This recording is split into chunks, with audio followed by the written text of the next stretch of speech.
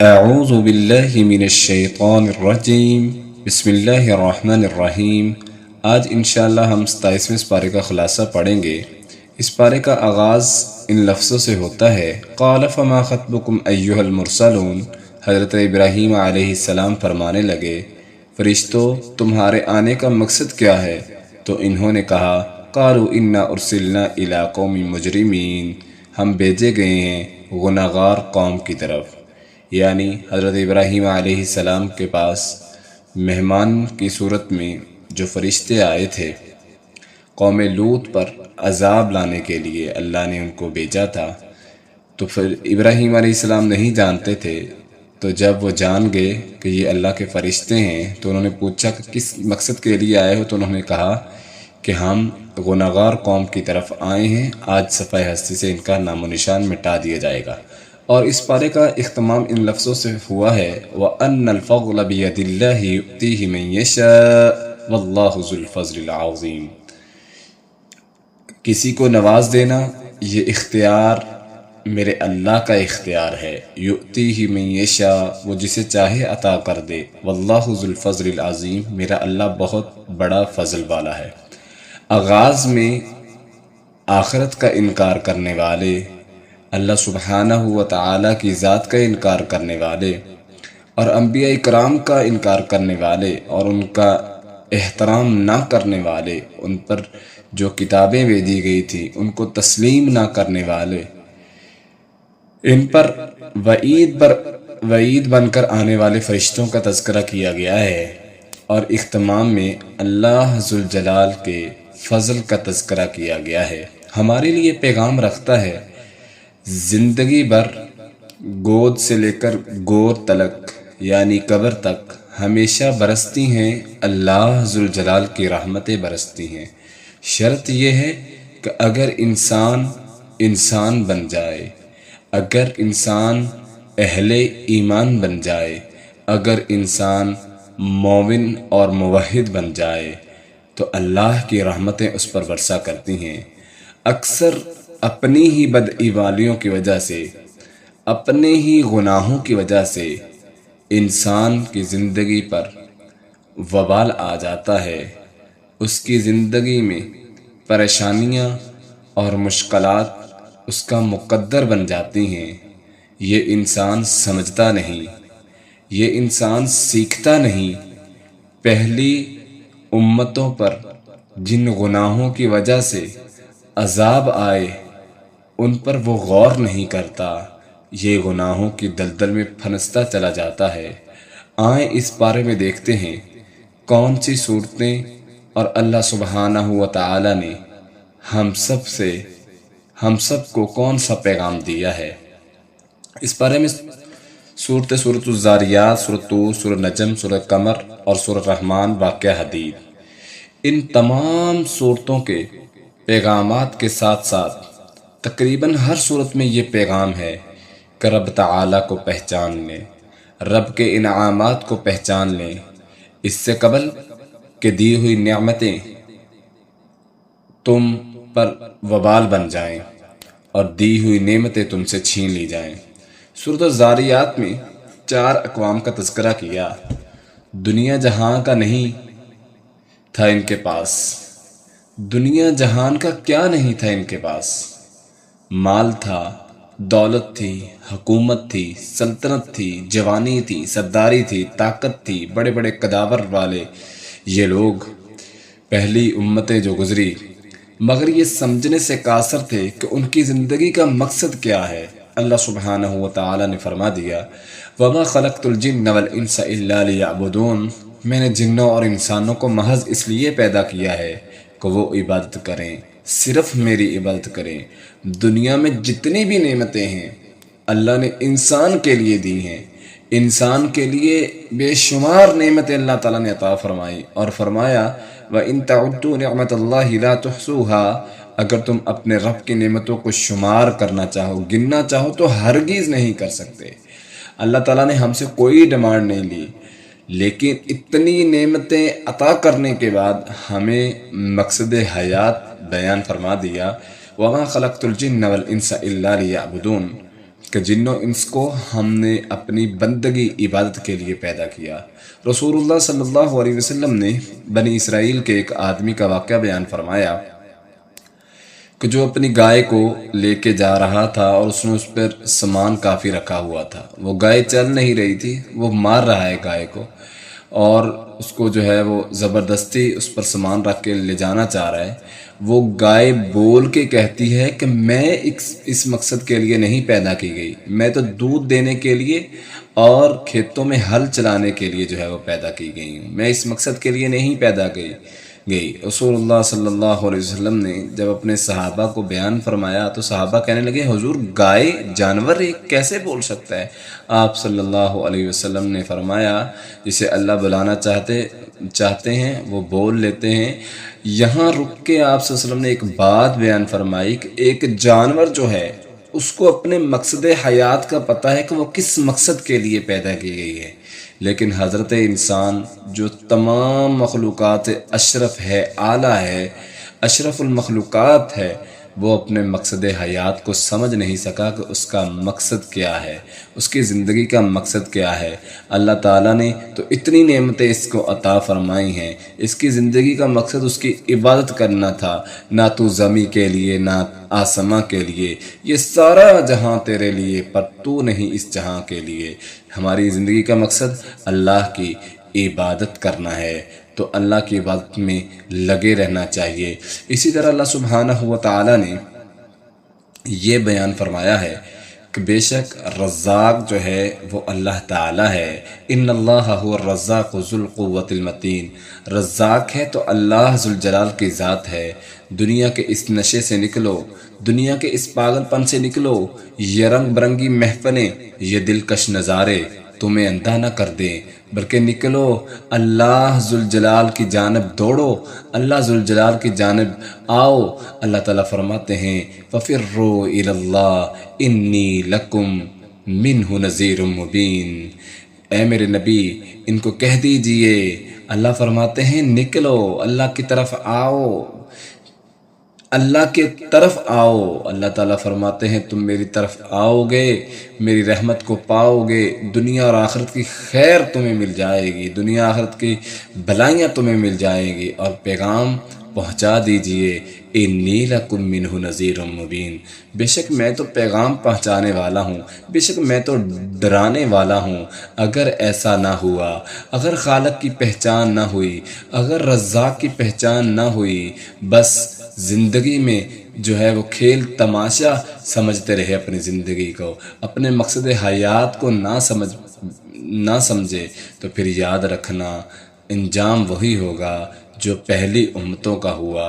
ذرا دیکھو ان کا انجام کیسا تھا، فرعون کے انجام کو دیکھو فَأَخَذْنَاهُ جُنُودَهُ فَنَبَذْنَاهُمْ فِي الْيَمِّ وَهُوَ مَلِيمٌ، اللہ فرماتے ہیں ہم نے اس کے لشکروں کو پکڑا اور دریا میں پھینک دیا، وَهُوَ مَلِيمٌ، اور وہ ملامت کے قابل تھا، کیونکہ وہ اللہ کی آیات کا انکار کرتا تھا، انبیاء اکرام کا انکار کرتا تھا۔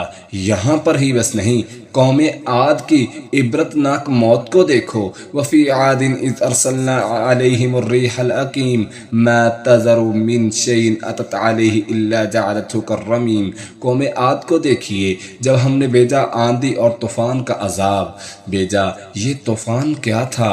اللہ ذوالجلال کا ایسا عذاب تھا جدھر سے گزرتا تھا سب کچھ تیس نیس ہو جاتا تھا۔ یہاں پر ہی بس نہیں، دیکھنا ہے تو قوم سمود کو دیکھیے جو بڑے ہی طاقتور تھے۔ اللہ تعالیٰ فرماتے ہیں ہمارے ساتھ انہوں نے شرک کیا، اپنے رب کی نعمتوں کی ناشکری کی، اور انبیاء اکرام کا احترام نہ کیا، انبیاء اکرام کو جھٹلا دیا۔ فَعَتَوْا عَنْ أَمْرِ رَبِّهِمْ فَأَخَذَتْهُمُ الصَّاعِقَةُ وَهُمْ يَنظُرُونَ، یہ قوم سمود تھی جب انہوں نے نافرمانی کی، اپنے رب کی نافرمانی کی، فَأَخَذَتْهُمُ الصَّاعِقَةُ، اللہ فرماتے ہیں ایسا عذاب ان پر آیا، وَهُمْ يَنظُرُونَ، وہ عذاب کو دیکھ رہے تھے مگر وہ بے بس تھے، دیکھتے ہی دیکھتے سب نشانے عبرت بن کے رہ گئے۔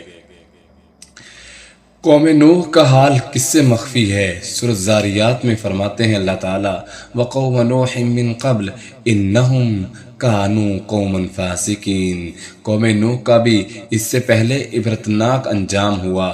انہم کانوا قوما فاسقین، وجہ کیا تھی؟ وجہ یہی تھی کہ یہ نافرمانی کرتے تھے، اللہ ذوالجلال کی نافرمانی کرتے تھے۔ اللہ ذوالجلال ہمیں ایسے عبرتناک سزا اور موت سے اپنی پناہ میں رکھے، اور ہمیشہ اللہ سبحانہ و تعالی ہمیں دین پر استقامت عطا فرمائے۔ اللہ تعالیٰ نے ان قوموں کا ذکر کرنے کے بعد یہ بیان فرمایا، سمجھانے کی کوشش اللہ سبحانہ و تعالی کر رہے ہیں کہ کتنی بڑی قومیں اور بستیوں والے ہم نے ہلاک رکھ دیے، ہم نے ہلاک کر رکھ دیے۔ جب ہمارا عذاب آتا ہے، جب ہماری پکڑ آتی ہے، تو یاد رکھو ان بطش ربک لشدید، آپ کے رب کی پکڑ بڑی سخت ہے۔ جب اس کی پکڑ آتی ہے، جب اس کا عذاب آتا ہے، تو صفحہ ہستی سے بڑی بڑی طاقت والی قومیں بھی مٹ جایا کرتی ہیں۔ اسی طرح آگے سورۃ طور اور سورۃ نجم ہے۔ لفظ طور جب آتا ہے تو سیدنا موسیٰ علیہ السلام کی اپنے رب سے ملاقاتوں کا سلسلہ ذہن میں گردش کرنے لگتا ہے۔ پہلے آپ سن چکے ہیں کہ کس طرح حضرت موسیٰ علیہ السلام کوہ طور پر گئے، اور کیا کیا واقعات سارے آپ پہلے پچھلے پاروں میں سن آئے ہیں۔ اور سورۃ نجم اس کے ساتھ جو اگلی سورت ہے، اس میں عند سدرۃ المنتہی کے الفاظ جب آتے ہیں، معراج کا تصور پیغمبر کائنات صلی اللہ علیہ وسلم کی عظمت کو اور اجاگر کرتا ہے کہ اللہ سبحانہ و تعالی نے کتنی عظمتیں عطا فرمائیں۔ اور اسی طرح اس سورۃ طور میں مشرکین سے چند سوالات کیے گئے، اور آخرت کو نہ ماننے والے، آخرت کو ماننے والوں پر انعامات، اور آخرت کا انکار کرنے والے ان پر جو سزائیں آئیں ان کا تذکرہ کیا گیا۔ سورۃ نجم کفار نبی کریم صلی اللہ علیہ وسلم کو نعوذ باللہ شاعر اور مجنون کہتے تھے۔ یہ الفاظ جو آپ پر کستے تھے، اللہ تعالیٰ نے ان کا دلائل سے جواب دیا اور ان کا رد کیا۔ اللہ تعالیٰ فرماتے ہیں وَالنَّجْمِ إِذَا هَوَى مَا ضَلَّ صَاحِبُكُمْ وَمَا غَوَى وَمَا يَنْطِقُ عَنِ الْهَوَى إِنْ هُوَ إِلَّا وَحْيٌ يُوحَىٰ۔ اللہ تعالیٰ فرماتے ہیں قسم ہے ستارے کی، جب وہ گرے کہ تمہارا ساتھی وہ بولا نہیں ہے اور نہ غلط راستے پر چلا ہے۔ یعنی رسول اللہ صلی اللہ علیہ وسلم کو کہا جا رہا ہے کہ آپ جو ہے، یہ لوگ جو کہتے ہیں کہ تو شاعر اور مجنون اور نعوذ باللہ پاگل ہے، اللہ تعالیٰ فرماتے ہیں وہ اپنی خواہش اور اپنی مرضی سے نہیں بولتا، وہ تو صرف وہی جو اس پر نازل کی جاتی ہے وہی بولتا ہے۔ اسی طرح اللہ سبحانہ و تعالیٰ نے اس صورت میں ہی آگے جا کر عند سدرۃ المنتہی کا ذکر کیا، یعنی جس میں رسول اللہ صلی اللہ علیہ وسلم کو معراج کروائی گئی، اور یہ سارا واقعہ اس میں ان آیات میں موجود ہے۔ اسی طرح صبح شام انسان کو اللہ ذوالجلال کی تسبیحات بولتے رہنا چاہیے۔ وَاصْبِرْ لِحُکْمِ رَبِّكَ فَإِنَّكَ بِأَعْيُنِنَا وَسَبِّحْ بِحَمْدِ رَبِّكَ حِينَ تَقُومُ وَمِنَ اللَّيْلِ فَسَبِّحْهُ وَإِدْبَارَ النُّجُومِ، اپنے رب کے حکم کے انتظار میں صبر سے کام لیجئے۔ فَإِنَّكَ بِأَعْيُنِنَا، آپ کا ایک ایک لمحہ ہماری آنکھوں کے سامنے ہے۔ وَسَبِّحْ بِحَمْدِ رَبِّكَ، صبح کا وقت ہو اللہ ذوالجلال کی حمد و ثنا، اور رات کا وقت ہو اللہ کی تعریف کیجئے۔ آپ یہ کہہ لیجئے جون سا بھی لمحہ ہو بس زبان پہ جاری رہے تو اللہ کی حمد و ثنا کے ترانے جاری رہیں۔ جو صبر کرتے ہیں، اللہ کی طرف رجوع کرتے ہیں، اللہ تعالیٰ نے ان کے لیے انعامات کے پیغامات جاری فرمائے ہیں، اور جو اللہ کا ذکر کرتے ہیں، اللہ سبحانہ و تعالی فرشتوں کی اعلیٰ مجلس میں ان لوگوں کا تذکرہ کرتے ہیں۔ ہر ادا میں غالب رکھنا، اللہ کے دین کو غالب رکھنا، اس صورت کا یہ پیغام ہے۔ فَأَعْرِضْ عَمَّنْ تَوَلَّىٰ عَنْ ذِكْرِنَا وَلَمْ يُرِدْ إِلَّا الْحَيَاةَ الدُّنْيَا، آپ اس سے منہ موڑ لیں جو منہ موڑ لے ہماری یاد سے۔ اب ولم یرد الا الحیات دنیا، ایسی چاہت ہوتی ہے صرف دنیا کی چاہت ہوتی ہے۔ مطلب آپ کو صلی اللہ علیہ وسلم کو کہا جا رہا ہے جو آپ سے منہ موڑتا ہے، آپ سے آپ کے دین کو ناپسند سمجھتا ہے اور آپ کے دین پر عمل نہیں کرتا، دنیا کا مال و دولت جتنا مرضی اس کے پاس ہو، دنیا کی آسائشیں جتنی مرضی اس کے پاس ہوں، آپ اس کی آسائشوں کی خواہشات نہ کریں، آپ اس کی سہولیات کی خواہشات نہ کریں، آپ اس کے مال کو نہ دیکھیں۔ فَأَعْرِضْ عَمَّنْ تَوَلَّىٰ، جو آپ سے منہ موڑتا ہے، آپ کے دین سے منہ موڑتا ہے، تقاضا یہ ہے، احترام یہ ہے، ڈیمانڈ یہ ہے کہ آپ بھی اس سے منہ پھیر لیں۔ آپ کا مقصد وَمَا عَلَيْنَا إِلَّا الْبَلَاغُ الْمُبِينُ، واضح پیغام کو پہنچا دینا ہے۔ اب جس کی مرضی ہے وہ ہدایت کو تسلیم کر لے اور دائرہ اسلام میں داخل ہو جائے، اور جس کی بدقسمتی ہے کہ وہ دین کو آپ کو نہ مانے۔ اللہ تعالیٰ فرماتے ہیں یہ دنیا کی چاہت کرتے ہیں تو دنیا کی چاہت ہی ان کو مل کے رہے گی، آخرت میں ان لوگوں کا کوئی حصہ نہیں ہے۔ اسی طرح اللہ تعالیٰ نے فرمایا سورۃ نجم آیت نمبر 32 میں، بے حیائی اور برائی کے کاموں سے اجتناب کرنا چاہیے۔ الذین یجتنبون کبائر الاثم والفواحش الا اللمم ان ربک واسع المغفرہ، نیکیوں کا نیک بدلہ انہی کے حصے میں آتا ہے۔ وہ لوگ جو بچتے ہیں، بڑے گناہوں سے بچتے ہیں اور بے حیائی سے بچتے ہیں، اللہ تعالیٰ فرماتے ہیں جو برائی سے بچنے کی، بے حیائی سے بچنے کی کوشش کرتے ہیں، ان ربک واسع المغفرہ، اللہ تعالیٰ پھر ان کی کمیوں کوتاہیوں کو بھی معاف کر دیتے ہیں۔ اللہ کی رحمت کا اندازہ کیجئے، انسان چونکہ نسیان سے ہے، بھول جانے والا ہے، اللہ تعالیٰ فرماتے ہیں لیکن یہ اگر برائی سے بچنے کی کوشش کرتا ہے، بے حیائی سے اجتناب کرتا ہے، جو کمیاں کوتاہیاں، کچھ چھوٹی موٹی غلطی اللہ تعالیٰ کہتے ہیں ہوتی ہے انسان سے، تو ہماری رحمت کیسی ہے؟ واسع المغفرہ، بڑی کشادہ رحمت ہے۔ اللہ تعالیٰ فرماتے ہیں ہم اس کے چھوٹے گناہوں کو معاف کر دیتے ہیں۔ شرط وہی ہے جو پہلے سپارے سے، ڈیمانڈ وہی ہے جو پہلے سپارے سے چلتی آ رہی ہے کہ اللہ کے ساتھ شریک نہیں ٹھہرانا، شرک نہیں کرنا۔ اللہ تعالیٰ شرک کرنے والے کو کبھی معاف نہیں کرتے۔ ہمیشہ عبادت کرنا، اللہ ذوالجلال کی عبادت کرنا۔ سورۃ نجم میں اللہ نے یہ بھی فرمایا فَاسْجُدُوا لِلَّهِ وَاعْبُدُوا، اب اللہ کے سامنے سجدہ کرو اور اسی کی عبادت کرو۔ پارے کے شروع میں یہ تھا کہ وَمَا خَلَقْتُ الْجِنَّ وَالْإِنسَ إِلَّا لِيَعْبُدُونَ، کہ ہم نے جن و انس کو اپنی بندگی اور عبادت کے لیے پیدا کیا۔ پارے کے درمیان میں بھی اللہ نے یاد دہانی کروانے کے لیے کہ اپنے رب کے سامنے سجدہ کرو اور اسی کی عبادت کرو۔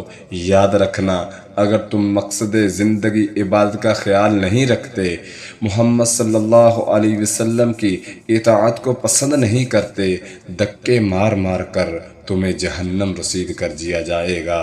سورۃ الطور آیت نمبر 14 اور 13 میں ارشاد ربانی ہے یوم یدعون الی نار جہنم دعا ھذہ النار التی کنتم بہا تکذبون، جس دن وہ دھکیلے جائیں گے جہنم کے انگاروں کی جانب دھکیلے جائیں گے، پھر کہا جائے گا یہ وہ جہنم ہے جسے تم جھٹلا دیا کرتے تھے، یہ وہ جہنم ہے جس کے لیے تم انبیاء اکرام کو جھٹلاتے تھے، اس کے انجام میں آج اس جہنم میں تمہیں دھکیلا جا رہا ہے۔ سورۃ القمر کو دیکھیے، ایک ہی صورت میں اللہ تعالیٰ فرماتے ہیں وَلَقَدْ يَسَّرْنَا الْقُرْآنَ لِلذِّكْرِ فَهَلْ مِن مُدَّكِرٍ، ہم نے قرآن مجید کے علم کو آسان بنایا ہے، بہت آسان بنایا ہے، لہٰذا قرآن پڑھتے رہنا، پڑھاتے رہنا، سمجھتے رہنا، سمجھاتے رہنا، یہ بہت اہم فریضہ ہے۔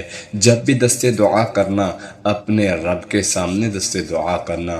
سورۃ القمر کی آیت نمبر 10 میں دیکھیے، فَدَعَا رَبَّهُ انی مغلوب فانتصر۔ سیدنا نوح علیہ السلام دعا کر رہے ہیں بے بسی کے عالم میں، بے کسی کے عالم میں، جب مایوس ہو چکے ہیں، قوم والوں نے انکار کر دیا، قوم والوں نے تسلیم نہیں کیا، اور بے بس ہو کر دعا کرتے ہیں، اے میرے رب میں بے بس ہوں، میری مدد فرما۔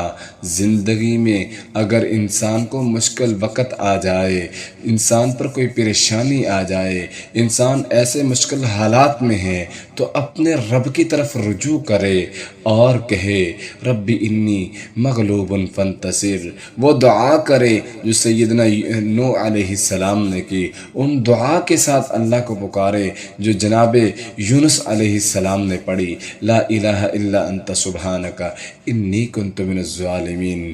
زندگی میں قرآن مل جائے، دوسری تواضع اور عاجزی کے ساتھ دعا مل جائے، کتنی بڑی سعادتیں ہیں۔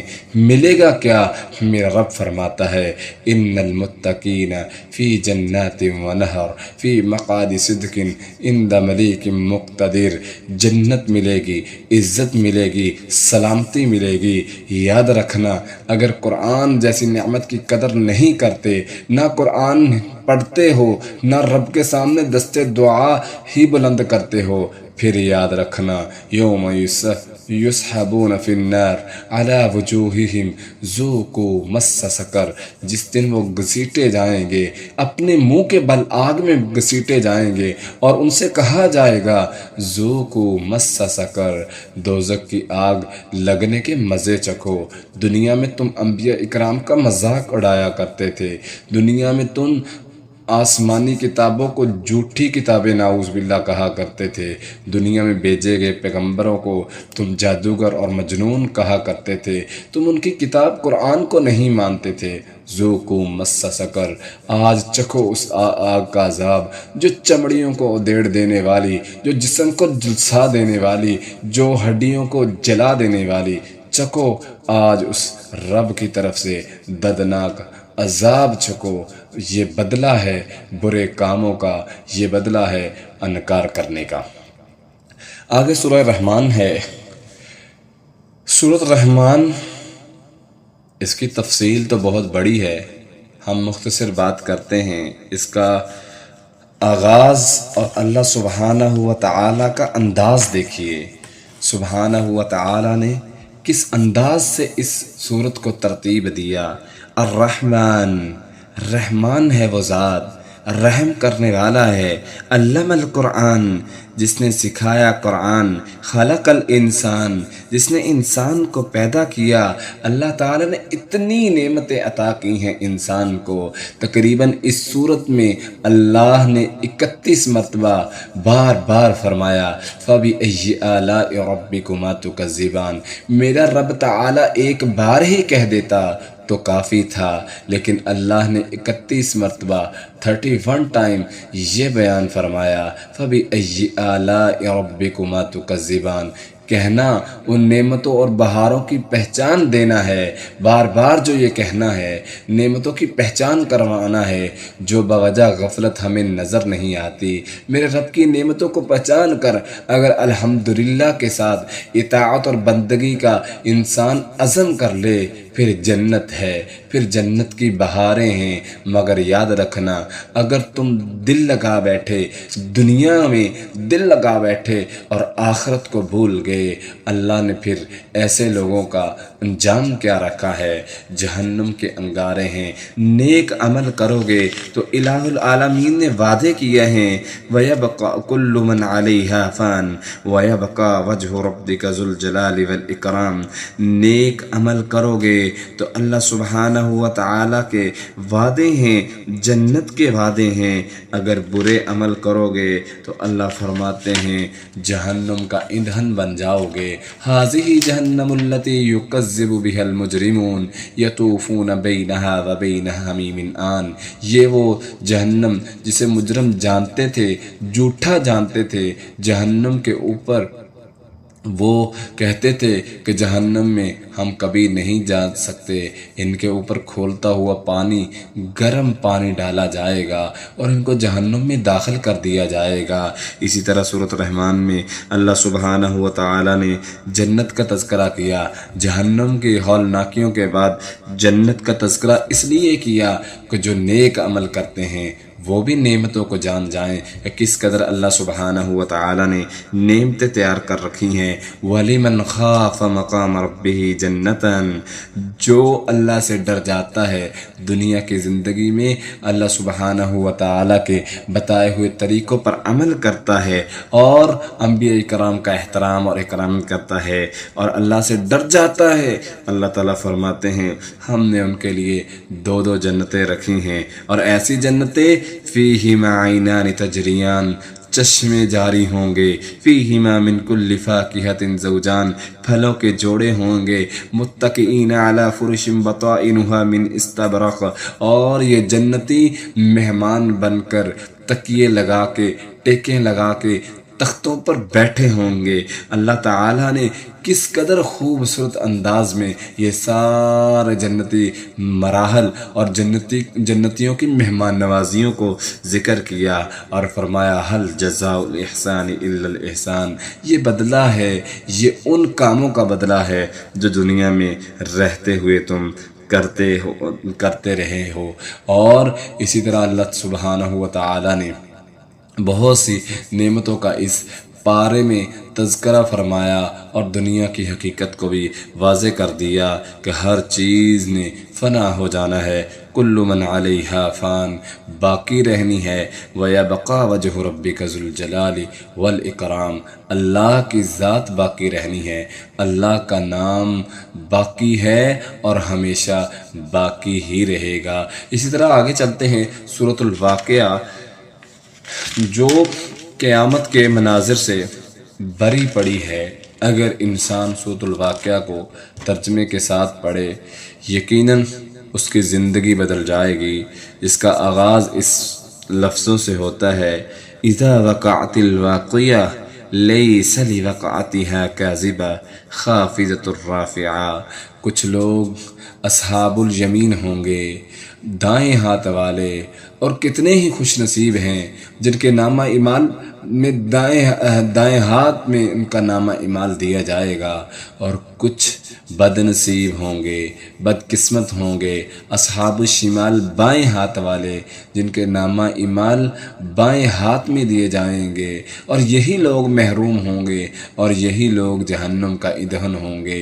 اور اسی طرح اللہ سبحانہ و تعالیٰ نے اس صورت میں جنت کا تذکرہ کیا، ساتھ جہنم کا بھی تذکرہ کر دیا، اصحاب الیمین دائیں ہاتھ والے، اصحاب الشمال بائیں ہاتھ والے، جنت کی بہاروں کا تذکرہ، جہنم کے انگاروں کا تذکرہ، پیغام دیا ایک کام کرتے رہنا نہیں تو جہنم کی آگ تمہاری منتظر ہے۔ وہ کون سا کام ہے جس میں لگے رہنا ہے، وہ کون سے کام ہیں جن سے بچنا ہے اور کون سے کام لازماً کرنے ہیں؟ سب سے پہلے اللہ کی تسبیح بیان کرتے رہنا ہے، فسبح بسم ربک العظیم، اپنے رب کی تسبیحات کو بیان کرو۔ اللہ سبحانہ و تعالی نے اس میں جہنم کا ایسا دردناک ذکر کیا ہے، اور اگر انسان اس صورت کو ترجمے کے ساتھ پڑھ لے تو اس کی زندگی بدل سکتی ہے۔ ایسی اس جہنم کی آگ ہے جو چمڑیوں کو ہدیڑ دینے والی، اور ان کا ایسا کھانا ہوگا لآکلون من شجر من زقوم، زقوم کا یہ درخت، کانٹے دار درخت جو آگے نہیں گزر سکے گا، ان کی یہ خوراک ہوگی اور کھولتا ہوا پانی ہوگا۔ الہ العالمین ہم سب کو جہنم سے محفوظ فرمائے۔ اسی طرح اللہ تعالیٰ نے قرآن مجید کا آخر میں تذکرہ کیا کہ یہ تنزیل من رب العالمین، اللہ کی طرف سے نازل شدہ ہے، یہ جو کافر کہتے ہیں یہ اپنے آپ گڑی ہے، یہ خود کی لکھی ہوئی کتاب ہے، یہ محمد عربی صلی اللہ علیہ وسلم خود لکھتا ہے، تو اللہ تعالیٰ نے اس کی وضاحت قرآن مجید میں بے شمار مقامات پر بیان فرما دی ہے۔ اور آخر میں پھر وہی تقاضا ہے، پھر وہی ڈیمانڈ ہے، پھر وہی حکم ہے، فسبح بسم ربک العظیم، اپنے بہت بڑے رب کے نام کی تسبیح کرتے رہنا، کہیں اس کے رب کے نام سے، اپنے رب کے نام سے غافل نہ ہو جانا، اس کی یاد سے غافل نہ ہو جانا۔ اسی طرح آگے سورۃ الحدید، جس کا آغاز ان لفظوں سے ہوتا ہے، سبح للہ ما فی السماوات والارض وہو العزیز الحکیم، اللہ تعالیٰ نے اپنا تعارف کروایا، تسبیحات اس کے لیے ہیں جو زمین و آسمان کا ہے، رب ہے اور ہر چیز پر غالب اور حکمت والا ہے، اسی کے لیے زمینوں کی بادشاہت ہے، اسی کے لیے آسمانوں کی بادشاہت ہے، وہی زندہ کرتا ہے، وہی مارتا ہے، وہ ہر چیز پر قادر المطلق ہے، ابتدا بھی اس کی، انتہا بھی اس کی، اول بھی وہ ہے، آخر بھی وہ ہے، ظاہر بھی وہ ہے، باطن بھی وہ ہے، وہ ہر چیز کو جاننے والا ہے۔ کیوں جانتا ہے؟ کیسے جانتا ہے؟ کیونکہ وہ سینے کے رازوں کو جانتا ہے، اعلیٰ کل شیء قدیر ہے، بکل شیء علیم ہے، وہو اعلم، وہ زیادہ جانتا ہے، یولج اللیل فی النہار ویولج النہار فی اللیل، وہ دن اور رات کو لے کے آتا ہے، دن کی گھڑیوں میں ہونے والے کاموں کو جانتا ہے، رات کی تاریکیوں میں چلنے والی ایک چونٹی تک کو جانتا ہے، سمندروں کی لہروں اور گہرائیوں میں چلنے والی مچھلیوں کی اداؤں کو جانتا ہے، وہ ہر چیز کو جانتا ہے۔ اللہ سبحانہ و تعالی اس صورت میں کیا فرما رہے ہیں؟ سورۃ الحدید کی آیت نمبر 23 میں ہمیں ہمارے لیے کیا پیغام ہے؟ نعمت مل جائے، اللہ سلطنت عطا کر دے، مال مل جائے، فخر نہ کیجئے، تکبر نہ کیجئے، اکڑا کے نہ چلیے، اپنے آپ کو بڑا نہ سمجھیے، بڑی اللہ کی ذات ہے۔ لِكَيْ لَا تَأْسَوْا عَلَى مَا فَاتَكُمْ وَلَا تَفْرَحُوا بِمَا آتَاكُمْ وَاللَّهُ لَا يُحِبُّ كُلَّ مُخْتَالٍ فَخُورٍ، دینا نہ دینا یہ میرے اللہ کا اختیار ہے، میرے رب کے اندازے بہت معقول اور مناسب ہیں، لہٰذا کچھ چھن جائے افسوس نہ کرنا، وَلَا تَفْرَحُوا بِمَا آتَاكُمْ، مل جائے تو کبھی غمنڈ نہ کرنا، وَاللَّهُ لَا يُحِبُّ كُلَّ مُخْتَالٍ فَخُورٍ، میرا اللہ پسند نہیں فرماتا گمنڈ کرنے والا، شوخی مارنے والا اور غرور تکبر کرنے والے کو اللہ پسند نہیں فرماتا۔ نعمت جب مل جائے دولت کی شکل میں، اللہ کی راہ میں دونوں ہاتھوں سے پیش کیجئے۔ اس صورت میں دیکھیے کس انداز سے اللہ سبحانہ و تعالی نے رغبت دلائی ہے، اجر کریم کا نام لے کر اللہ کے راستے میں خرچ کرنے کا درس دیا ہے۔ ان المصدقین والمصدقات واقرضوا اللہ قرضا حسنا یضاعف لهم ولهم اجر کریم، بے شک صدقہ دینے والے مرد، صدقہ دینے والی عورتیں، دل کی خوبصورتی کے ساتھ جو صدقہ دیا جاتا ہے، جو قرض دیا جاتا ہے، اللہ کی راہ میں جو خرچ کیا جاتا ہے، اللہ تعالیٰ ان کو کئی گنا بڑھا چڑھا کر پسندیدہ اجر و ثواب عطا کر دیتے ہیں۔ کہیں اللہ تعالیٰ فرماتے ہیں اجر کبیر کا نام لے کر کہ جو لوگ اللہ کے راستے میں خرچ کرتے ہیں یہ بہت بڑا اجر ہے۔ فالذین آمنوا منکم وانفقوا لهم اجرا کبیر، تم میں سے وہ لوگ جو ایمان لائے اور اللہ ذوالجلال پر ایمان لاتے ہیں، پھر ہم نے ان کو مال دیا جب تو وہ اللہ کے راستے میں خرچ کرتے ہیں، اللہ فرماتے ہیں ہم نے ان کے لیے اجر کبیر رکھا ہے۔ اسی طرح اللہ سبحانہ و تعالی نے آخر میں یہ پیغام صادر کیا، اعلموا انما الحیات الدنیا لعب ولہو وزینۃ وتفاخر بینکم وتکاثر فی الاموال والاولاد، مال مل جائے کبھی رب کی یاد سے غافل نہ ہو جانا، اولاد کی نعمت سے اللہ سرفراز کرے تو اپنے رب کو بھول نہ جانا، اپنے رب سے غافل نہ ہو جانا، کیونکہ ایک دن تم بھی یاد بن جاؤ گے، پھر ایک دن وہ یاد بھی ختم ہو جائے گی۔ اللہ تعالیٰ سورۃ الحدید میں فرماتے ہیں اعلموا انما الحیات الدنیا لعب و لہو، یہ دنیا کی زندگی عارضی زندگی ہے، یاد رکھنا دنیا محض کھیل اور تماشا ہے۔ انسان دنیا میں آتا ہے، ماں باپ کی گود میں کھیلتا ہے، گھر کے صحن میں کھولتا ہے، پھر وہ بچپن سے لڑکپن کی طرف پھر جوانی کی طرف بڑھتا جاتا ہے، ابھرتی جوانی ہوتی ہے، بننا سورنا اس کا مشغلہ ہوتا ہے، سمجھتا ہے میں ہی وقت کا یوسف ہوں، یہ وہم ہوتا ہے میں ہی وقت کی زلیخا ہوں۔ وَتَفَاخُرٌ بَيْنَكُمْ، کبھی قبیلے کا مان، ذات پات کا مان، عہدے منصب کا مان۔ وَتَكَاثُرٌ فِي الْأَمْوَالِ وَالْأَوْلَادِ، کبھی مال کی فراوانی پر اتراتا ہے، کبھی بیٹوں کی فوج پر غرور کر جاتا ہے۔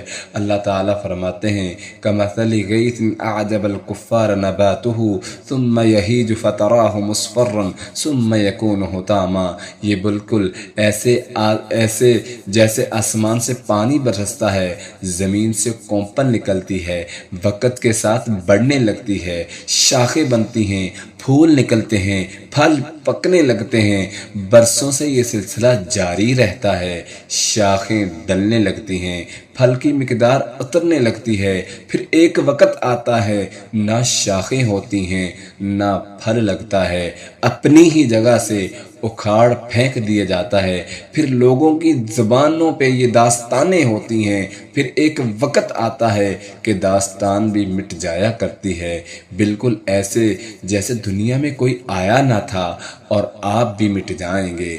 سو آگے بڑھو، دنیا کے دھوکے میں نہ رہنا، رب کے ہو کر زندگی گزارو، رب کی اطاعت اور بندگی میں زندگی کے لیل و نہار گزارو گے تو پھر نعمتیں اور بہاریں ہی بہاریں ہیں۔ اللہ کی عبادت کرو گے، اپنی زندگی کے مقصد حیات کو سمجھو گے تو پھر بہاریں بہاریں ہیں۔